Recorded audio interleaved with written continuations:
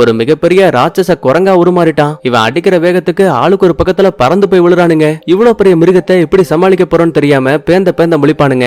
அப்பதான் ஹீரோவுக்கு ஒரு ஐடியா. நேரடியா தாக்குனா கண்டிப்பா இந்த வில்லன் பிடிச்சிருவான். சோ ஒரு சின்ன ட்ரிக்க போட்டு முதல்ல லியோ தன்னோட மந்திர கம்ப ஒரு மிகப்பெரிய மந்திர கம்பா மாத்தி வில்லனோட தலைய பார்த்து அடிக்க நினைப்பான். ஆனா ரொம்ப அசால்ட்டா வில்லன் அதை பிடிச்சிருவான். கொஞ்சம் கொஞ்சமா மந்திர கம்பையே உடைக்க ஆரம்பிக்கிறான். அப்பதான் ஹீரோ கரெக்டா மேல் பக்கத்துல இருந்து இன்னொரு மந்திர கம்ப பெருசாக்கி கரெக்டா வில்லனோட உடம்ப பார்த்து அடிக்கும் போது எதிர்பாராத தாக்குதலால அரக்க உருவத்துல இருந்து வில்லனுக்கு பவர்ஃபுல்லா கம்மியாகி மறுபடியும் மனித உருவத்துக்கு மாறிட்டான். அதுக்கப்புறமா அவங்கிட்ட இருந்து பவரை உறிஞ்சு மந்திர ஆயுதத்தை திரும்ப ரெடி பண்ணி அங்க இருக்க நாசர் மலையில வச்சிருவானுங்க. அடுத்த நிமிஷமே இந்த உலகத்துல இருக்க ஒட்டுமொத்த அரக்கர்களும் கொஞ்சம் கொஞ்சமா அழிய ஆரம்பிக்கிறாங்க. பாவம் அதுல இந்த லியோவும் ஒரு ஆளு. ஆனா சாக போறத நினைச்சு இவனுக்கு கவலை கிடையாது. ஏன்னா அடுத்த ஜென்மத்துல தன்னோட காதலிய பார்க்க போறோங்கிற நம்பிக்கை ரொம்ப அதிகமா இருக்கு. சோ அதனாலேயே மரணத்தை ரொம்ப அமைதியா ஏத்துப்பான். ஒரு வழியா எல்லா பிரச்சனைகளுமே முடிஞ்சாச்சு. அடுத்த 100 வருஷத்துக்கு அப்புறமா லியோவும் ஹீரோயினும்